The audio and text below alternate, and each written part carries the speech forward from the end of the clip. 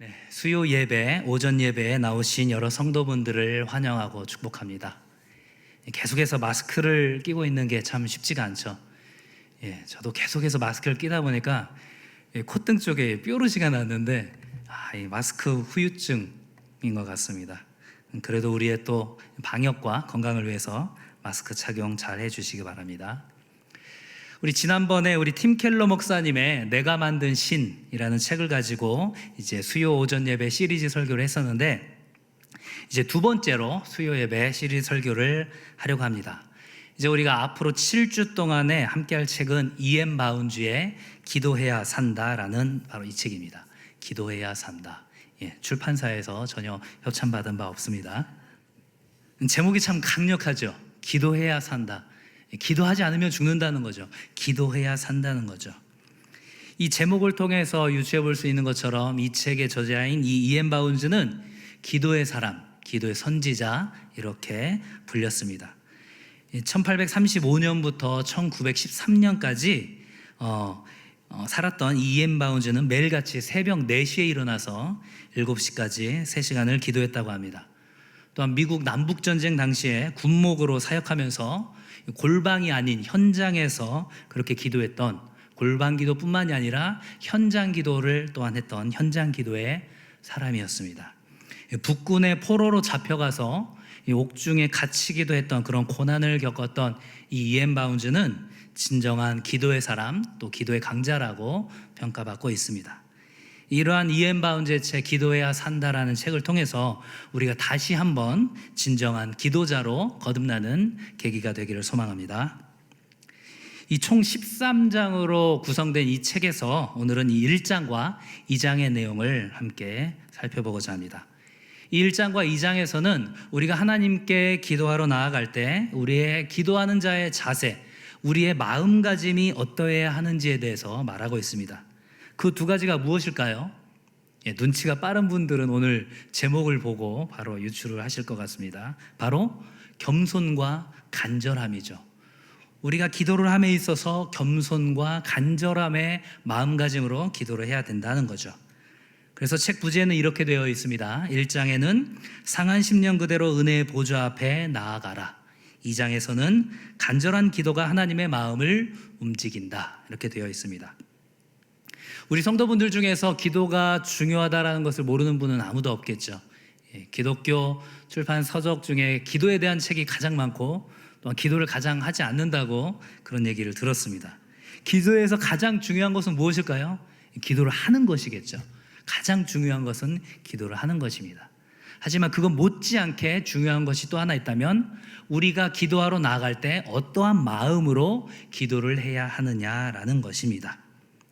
이제 우리는 성경에서 말하는 이 겸손과 간절함이 무엇인지, 그리고 E.M. 바운주가 왜 우리가 겸손과 간절함으로 기도해야 한다고 강조가 있는지를 한번 살펴보고자 합니다.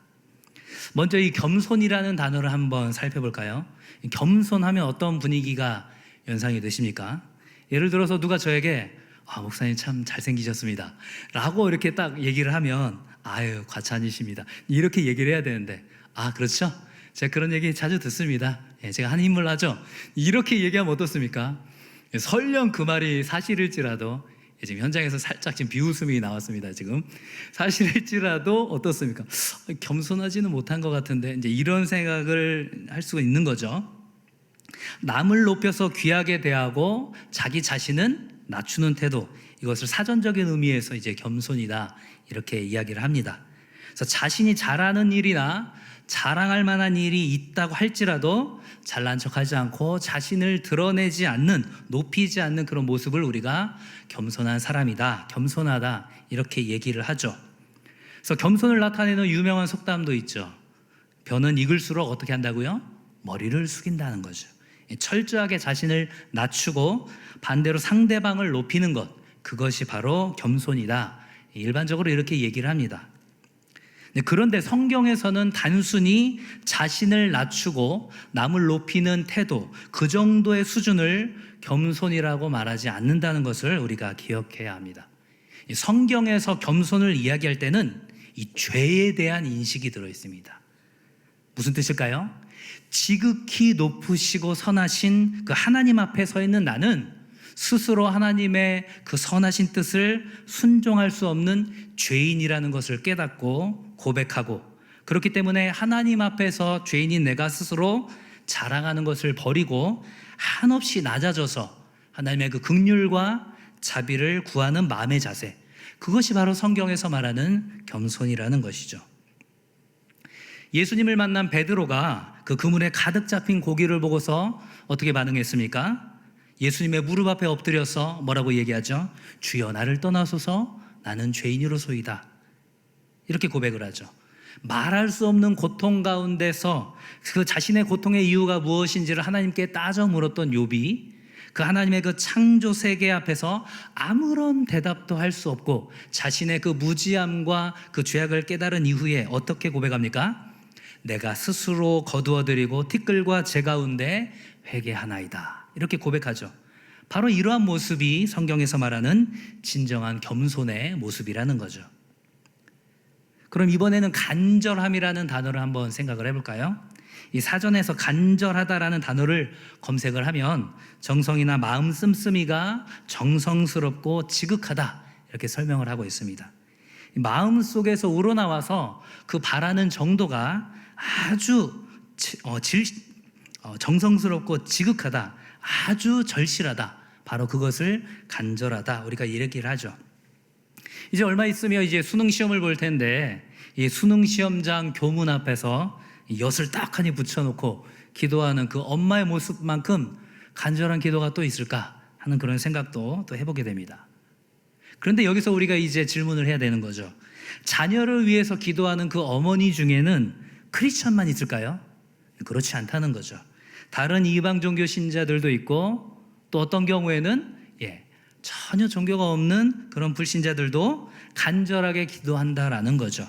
심지어 보름달 앞에서 정화수를 떠놓고 손을 빌면서 간절히 기도하는 그 여인의 모습을 우리는 사극을 통해서 또한 보지 않았습니까? 무당이 구슬하다가 굿이 잘 안 되는 것 같으면 어떻게 얘기를 하죠? 정성이 부족해, 지금 정성이 부족해, 이렇게 얘기를 하죠. 근데 우리가 하나님께 간절히 기도할 때 마치 무당처럼 세상의 사람들처럼 그렇게 기도할 오해의 소지가 있다는 것들을 우리가 유념을 해야 됩니다. 우리가 누군가에게 이렇게 조언하는 실수를 할 수 있다는 거죠. 그 문제 가지고 기도해 보셨어요? 그럼요, 기도했죠. 얼마나 기도하셨어요? 내가 한 일주일 정도 기도했는데 응답이 없는 것 같아요. 에헤이, 그건 일주일짜리가 아니지. 그건 한 달은 기도해야 응답이 막 오지. 정성이 부족하네. 이렇게 우리가 조언할 수 있다는 거죠. 성경에서 말하는 간절함은 중요한 것이 또 한 가지가 있습니다. 우리가 겸손을 얘기할 때 우리가 그 죄인됨을 인식해야 하는 것처럼 이 성경에서 말하는 간절함에는 바로 하나님의 주권, 하나님의 그 통치에 대한 인식이 그 안에 있다는 거죠. 나의 뜻을 이루기 위해서 간절히 기도하는 것은 하나님을 믿지 않는 사람들도 공통적으로 할 수 있는 것이지만 성경에서 말하는 그렇게 간절히 기도했던 사람들의 모습은 하나님이 아니시면 이 모든 것들을 할 수 없다. 하나님의 통치, 하나님의 주권에 대해서 인정하면서 기도했다라는 사실을 우리가 기억해야 합니다. 이렇게 성경에서 말하는 겸손과 간절함의 의미를 확인을 했다면 이제는 그러한 겸손과 간절함으로 기도해야 하는 이유를 살펴보도록 하겠습니다. 우리가 기도할 때 겸손과 간절함으로 기도해야 하는 이유가 무엇일까요? 그 첫 번째 이유는 바로 기도는 하나님께 집중하는 것이기 때문입니다. 우리의 자신의 그리고 우리가 갖고 있는 문제에 집중하는 것이 아니라 다른 사람들의 반응과 우리의 상황에 집중하는 것이 아니라 그 모든 것들을 주관하시는 하나님께만 집중하는 것, 그것이 바로 기도의 본질이라는 거죠. 우리가 기도에 대해서 참 많은 것들을 정의를 할 수가 있습니다. 기도는 영적인 호흡이다, 기도는 하나님과의 대화다, 이런 표현들을 많이 쓰지요. 모두 맞는 말이지만 오늘의 맥락에서 중요한 한 가지를 또 이야기를 하자면 기도는 내가 하는 것이 아니라 내 안에 성령 하나님께서 하게 하는 것이고, 그렇기 때문에 기도의 본질은 내 자신이 아닌 바로 하나님께 집중하는 것이다, 이렇게 얘기할 수 있을 것 같습니다. 성령 하나님의 인도하심으로 자신이 철저하게 죄인이라는 사실을 깨닫고 겸손하게 자신을 낮추는 사람은 바로 세상과 다른 사람의 평가가 아닌 오직 하나님께만 집중하게 된다라는 거죠. 이엔 바운주는 이 겸손한 사람들의 기도문이 어떠한 것인가 이렇게 기록하고 있습니다. 기도해야 산다 책 9페이지에 보면 이렇게 기록하고 있죠. 세상이 침입하지 못하게 하소서. 저와 세상 사이에 큰 구렁이 있게 하소서. 저를 겸손하게 하시고 사람들의 눈에 띄지 않게 하시며 오직 하나님만을 저의 상급으로 알고 사랑하게 하소서. 세상과 사람들의 눈에 띄지 않고 오직 하나님의 상급만이 유일한 기쁨이라는 사실을 알고 기도하는 그런 기도자의 모습, 바로 그런 모습이 오늘 우리가 읽은 본문에도 등장하죠. 바로 예수님께서 비유로 말씀하신 그 세리의 기도 장면입니다. 누가복음 18장 13절입니다. 세리는 멀리 서서 감히 눈을 들어 하늘을 쳐다보지도 못하고 다만 가슴을 치며 이르되 하나님이여 불쌍히 여기소서 나는 죄인으로소이다 하였느니라. 아멘. 성령 하나님이 그 진리의 빛을 마음 깊숙한 곳에 비춰주셨을 때 내가 어떤 행동한 것뿐만이 아니라 나의 뼛속 깊이 죄인이라는 사실을 깨달은 이 세리가 성전 앞으로 나아가지도 못하고 그리고 온 땅을 두루 살피고 감찰하시는 그 하나님을 두려워하면서 감히 눈을 들어서 하늘을 쳐다보지도 못합니다. 그리고 고개를 푹 숙이고 가슴을 치면서 기도하는 거죠. 어떻게 해요? 하나님 불쌍히 여겨주십시오. 이 죄인을 용서해 주십시오. 지금 이렇게 기도하고 있는 것입니다. 바로 겸손한 자의 기도의 모습이 이런 모습이라는 거죠. 이 구약 시대의 다윗도 밧세바를 범한 이후에 이렇게 고백하고 있습니다. 시편 51편 17절입니다. 하나님께서 구하시는 제사는 상한 심령이라. 하나님이여 상하고 통회하는 마음을 주께서 멸시하지 아니하시리이다. 아멘. 이 오늘 본문의 세리와 이 구약의 다윗의 하나님께 기도하면서 고백하는 장면에서 확인할 수 있는 공통점이 있습니다. 무엇입니까? 바로 하나님께서 그들의 죄를 깨닫게 하셨고 그 가운데서 하나님께 전혀 핑계를 대거나 어떠한 변명을 하지 않았다는 거죠. 다만 상하고 통회하는 심령으로 가슴을 치면서 눈물로 회개하면서 하나님의 그 긍휼과 자비를 구하고 있다라는 거죠. 나는 하나님 앞에서 철저한 죄인이며 하나님의 은혜가 아니면 용서받을 수가 없다. 지금 그러한 비참한 상황에 놓인 존재이다. 지금 이렇게 고백하는 거죠. 바로 이러한 자기 비하와 겸손의 마음이 하나님께서 원하시는 겸손한 자의 기도라는 것입니다. 이에 반해서 이 삶의 모든 부분에 있어서 경건한 모습을 보이는 바리새인은 어떻게 기도하고 있습니까? 오늘 본문 누가복음 18장 11절과 12절입니다. 바리새인은 서서 따로 기도하여 이르되 하나님이여 나는 다른 사람들 곧 토색, 불의, 간음을 하는 자들과 같지 아니하고 이 세리와도 같지 아니함을 감사하나이다. 나는 일에 2번씩 금식하고 또 소득의 11조를 드리나이다 하고, 이 바리새인이 지금 하나님 앞에서 거짓말을 하고 있는 것일까요?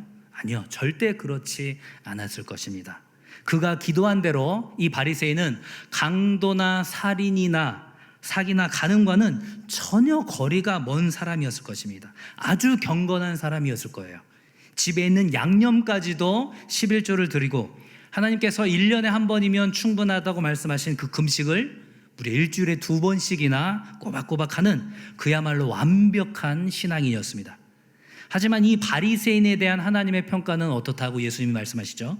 하나님께서 의롭다고 하심을 받은 자는, 다른 말로 하면 하나님과의 바른 관계가 회복된 사람은, 또 다른 말로 하면 하나님께서 받으신 기도는 바로 이 바리새인이 아니라 저 세리의 기도다.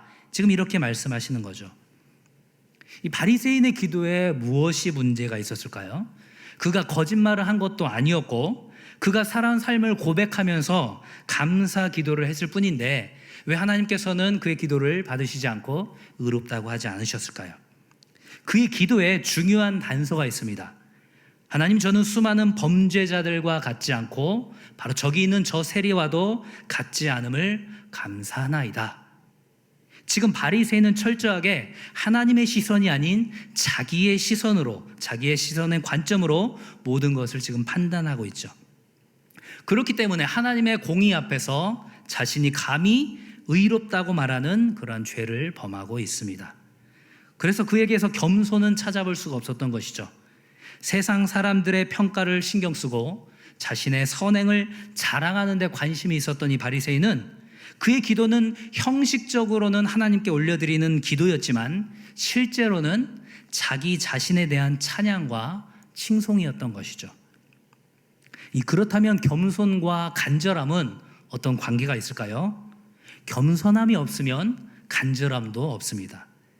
하나님 앞에서 자기 자신이 정말로 뼛속 깊이 죄인이란 사실을 고백하지 않는 교만한 모습은 하나님을 향한 간절한 마음까지도 뺏어가기 때문이죠. 이 하나님께 집중하는 간절한 기도에 대해서 이엔 바운즈는 이렇게 말하고 있습니다. 기도해야 산다 23페이지에 기록되어 있는데요. 간절함은 하나님께 자신의 생각과 감정을 온전히 바치는 경건한 사람에게서 나타난다. 그런 사람은 오로지 믿음만을 생각하고 하나님을 절절히 사모하며 자신의 가족을 사랑한다. 이 경건의 모양에 있어서는 오늘 본문의 바리새인도 완벽했지만 그에게는 하나님 앞에서 자신을 낮추는 그러한 진정한 겸손의 모습은 아니었습니다. 그 자신이 죄인이라고 생각하지 않았기 때문에 하나님의 긍휼과 자비를 구하는 기도는 없었죠. 그리고 그가 동족인 세리를 위해서 기도하는 일은 더더욱 없었습니다. 만약에 바리새인에게 이 겸손과 간절함이 있었다면 어떻게 기도했을까요? 아마도 가슴을 치며 울부짖는 그 세리를 위해서 함께 기도했을 것입니다. 하나님, 저 가슴을 치며 기도하는 세리 못지않게 저 역시도 죄인입니다. 불쌍히 여겨주십시오. 저 세리 회복하게 해주시고 우리 모두 주님의 공동체 안에서 온전한 회복을 이루게 해주십시오. 이렇게 기도했을 것입니다. 하나님의 긍휼과 자비를 구하면서 그렇게 기도했겠죠. 그렇게 하나님께 집중하면서 자신의 동족을 위해서 겸손과 간절함으로 기도했던 구약시대의 인물이 있습니다. 바로 모세가 그렇죠. 시내산에서 하나님께 십계명을 받으러 간 사이에 아론과 출애굽 백성들이 금송아지를 만드는 비참한 일을 벌이죠. 이를 확인한 모세는 하나님께 겸손과 간절함을 가지고 이렇게 기도합니다. 출애굽기 32장 31절과 32절입니다. 모세가 여호와께로 다시 나아가 여짜오되 슬프도소이다. 이 백성이 자기들을 위하여 금신을 만들어 싸우니 큰 죄를 범하였나이다. 그러나 이제 그들의 죄를 사하시옵소서. 그렇지 아니하시오면 원하건대 주께서 기록하신 책에서 내 이름을 지워버려 주옵소서. 동족을 위한 이 모세의 기도는 더 이상 간절할 수가 없습니다. 이제 저들의 죄를 용서해 주십시오. 하나님, 저들의 죄를 용서하시지 않으시려거든 차라리 하나님께서 기록하신 그 책에서, 그 생명책에서 제 이름을 지워주십시오. 이렇게 기도하는 모세의 모습은 정말로 간절한 기도가 무엇인지 우리에게 보여주는 중요한 장면입니다.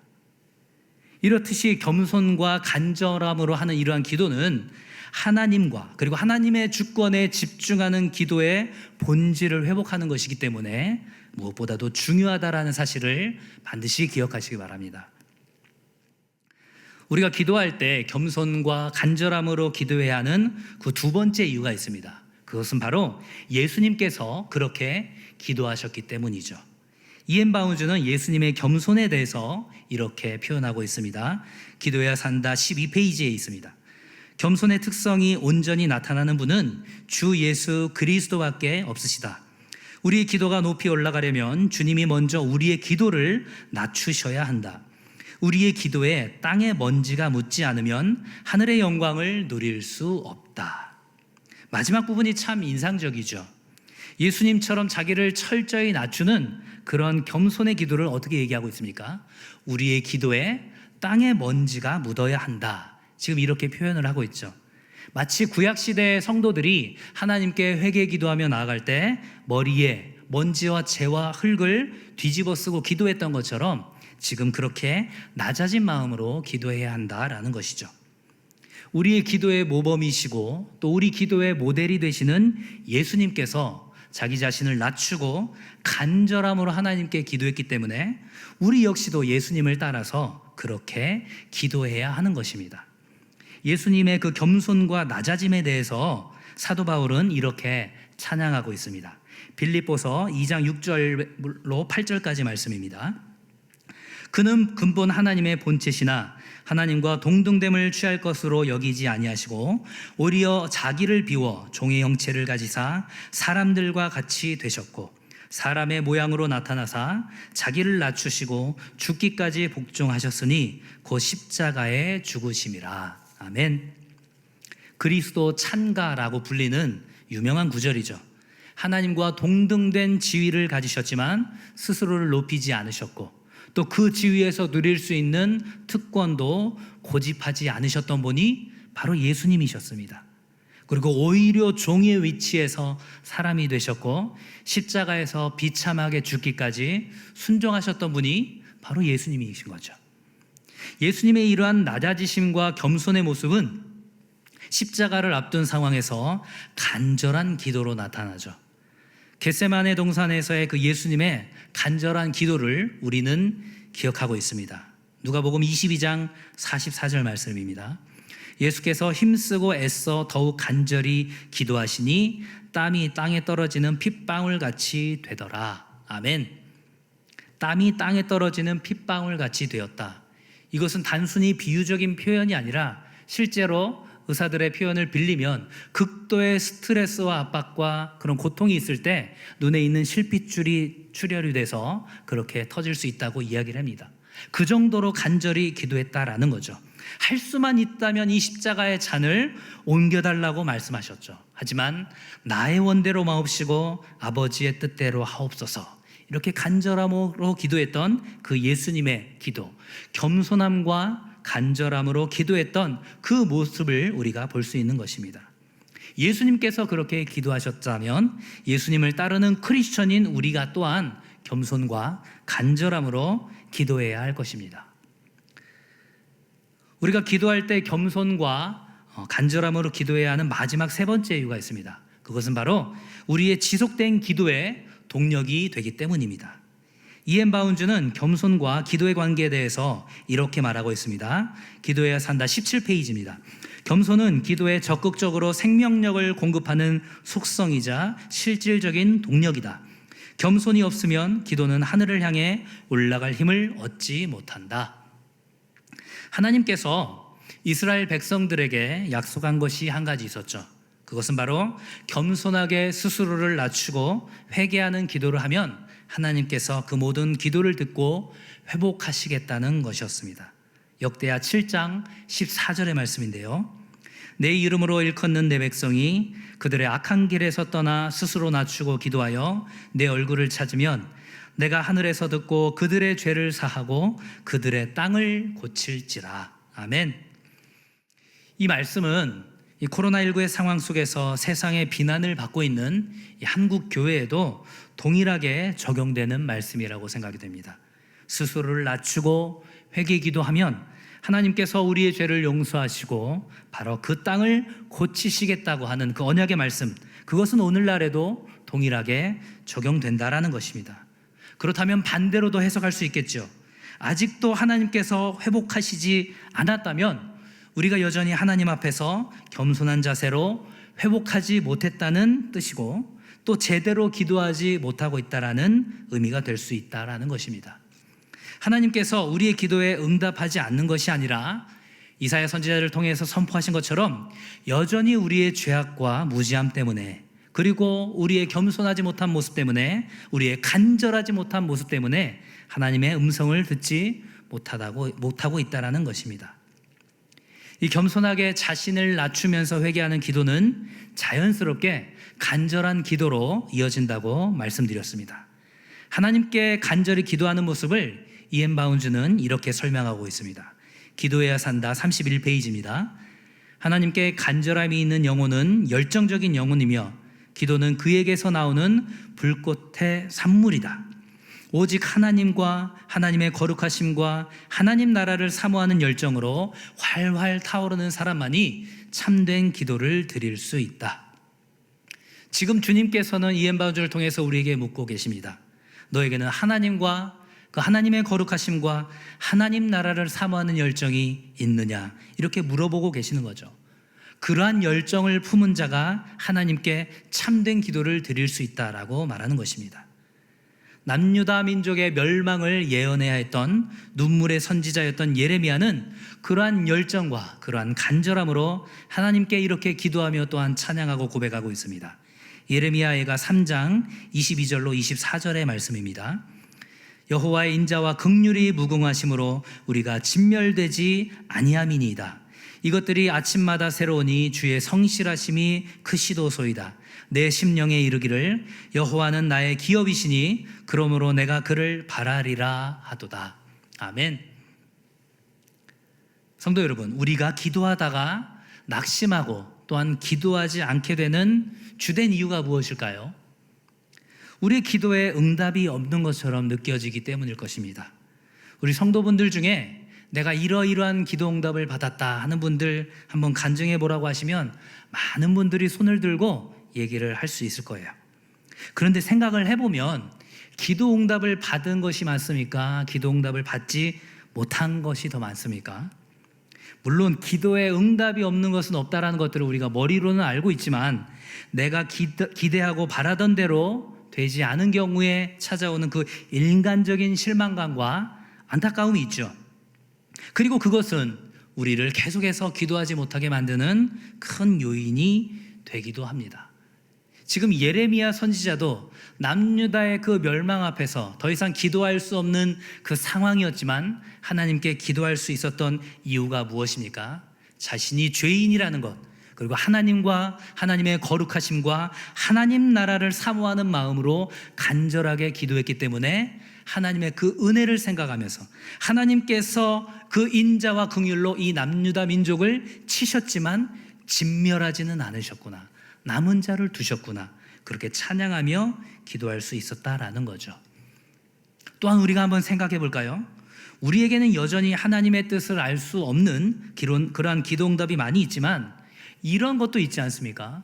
때로는 하나님께서 그 당시에 나의 기도 제목을, 기도를 내 뜻대로 들어주셨다면 정말로 큰일 날 뻔했다, 그런 기도 제목도 있지 않습니까? 겸손과 간절함이 왜 기도의 동력이 될까요?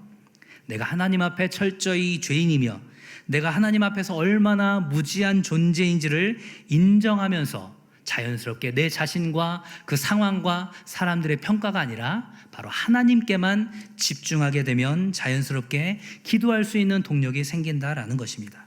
그것이 바로 겸손한 마음으로 기도하는 자세요, 또한 모든 상황을 해결하시는 하나님에 대한 간절한 기도, 하나님의 주권을 인정하는 간절한 기도로 이어질 수 있는 것입니다. 내가 바라고 간구하는 것이 어떠한 결과를 가져올지도 모르는 채 우리가 그렇게 기도할 수도 있는 연약하고 무지한 존재라는 사실을 우리가 겸허하게 인정해야만 합니다. 그럴 수 있다면 우리의 그러한 기도는 어떤 하나님의 기도 응답에도 기도를 중단하지 않을 수 있는 그런 동력을 얻게 되는 것입니다. 하나님 100억만 땡겨주세요. 제가 이렇게 기도한다고 해봅시다.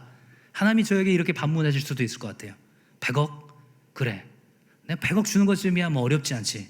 태경아, 너 근데 그 돈 감당할 수 있겠니? 너 어떤 결과가 나올지 지금 생각하면서 기도하는 거야?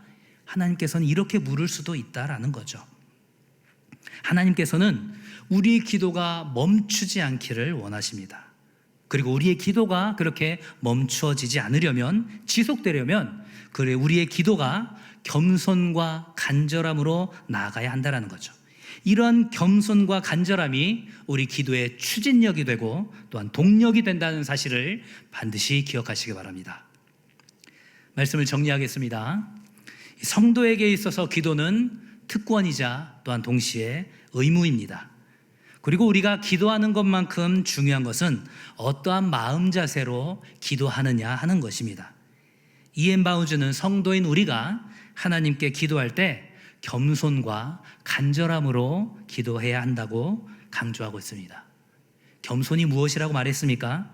단순히 내 자신을 낮추는 정도가 아니라 지극히 높으시고 선하신 하나님 앞에서 바로 내가 추악한 죄인임을 깨닫고 하나님의 그 긍휼과 자비를 구하는 모습이 바로 겸손입니다.